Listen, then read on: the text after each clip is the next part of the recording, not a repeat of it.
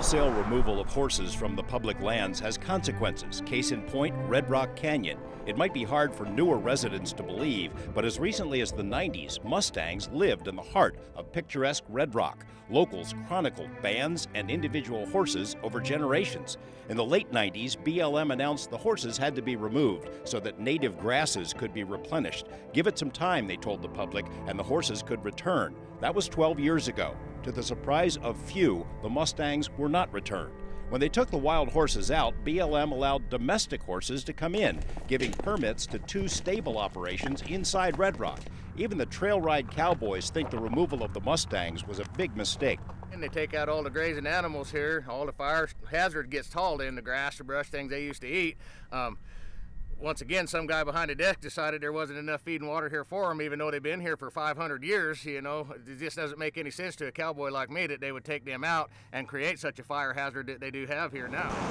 As if to demonstrate the point, in 2005, a wildfire near Good Springs devoured more than 30,000 acres. According to BLM, the fire was fueled by grass that grew too high.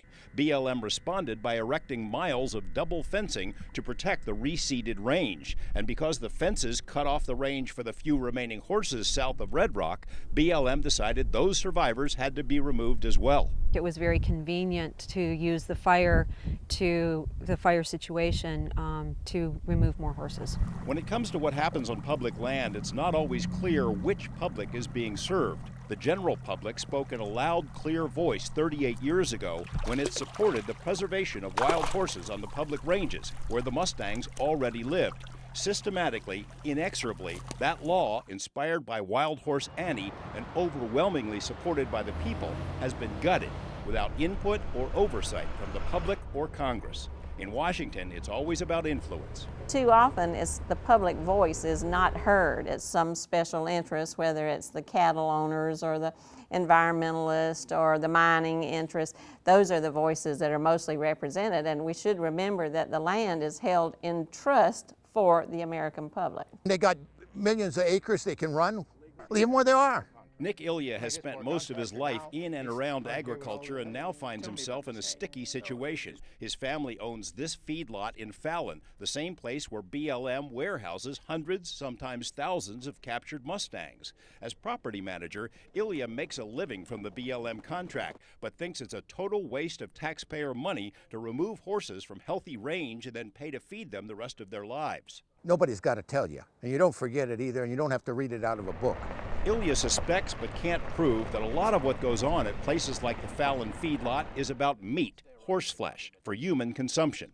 In late 2004, in the middle of the night, without debate, a livestock-friendly senator from Montana, Conrad Burns, slipped an amendment into a money bill, and the horse slaughter was on.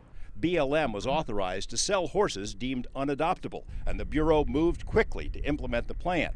A word of warning, the video you're about to see is disturbing. Hundreds of wild horses were sold, shipped, and carved into steaks at slaughterhouses in the U.S. and Mexico. Public outrage forced an end to the BLM sale authority. But the horse slaughter continues, even after American plants were shut down. Every day, loads of horses cross the border into Mexico. The plants there don't waste money on something as high-tech as bullets. As this undercover video shows, workers use knives to stab and kill the horses, which are then shipped to Europe and Asia to be eaten. They were slaughtering them. They were buying them here roughly from the BLM for $100.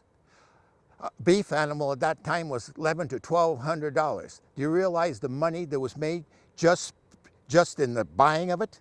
And the finished product, the horse meat, brought more money than the beef animal. Ilya says he has no proof that Mustangs are being slipped out the back door to meat buyers, but with constant shipments in and out, with many of the Mustangs being untraceable because they aren't branded, and with no outside accounting of the individual horses and herds, the system, at a minimum, is sloppy. Unless you see it and you track it, and see somebody kill the horse, then you could say it went to slaughter. Although the sale for slaughter authority was cut short once the public caught wind of it, BLM came back in 2008 with a plan to simply euthanize its captive Mustangs. It's so efficient at capturing horses and so inept at finding homes for them that huge backlogs are inevitable. That plan was also sidelined, but will never go away altogether. It's unfair to say that BLM employees in general hate the horses. Some sure seem to, but many, people like Chris Hannafeld, seem to admire the herds. Nearly all of the wranglers at the Ridgecrest facility, for example, have adopted one or more Mustangs of their own. And you're trying to put them into another area that's Nevada's new wild horse director, Alan Shepard, has spent much of his career in the field with the horses and burros. Like I've said, we want them to be able to see healthy horses in healthy habitats, so there's no concerns that they're going to go away.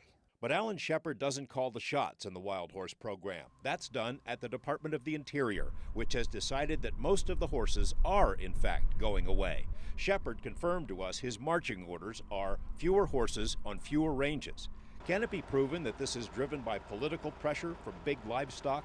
For the past several years, Interior has ranked as perhaps the most corrupt bureaucracy in Washington. Scandal, investigations, exposés. The previous Interior Secretary is now under criminal investigation for allegedly doing favors for an oil company, then going to work for that same company.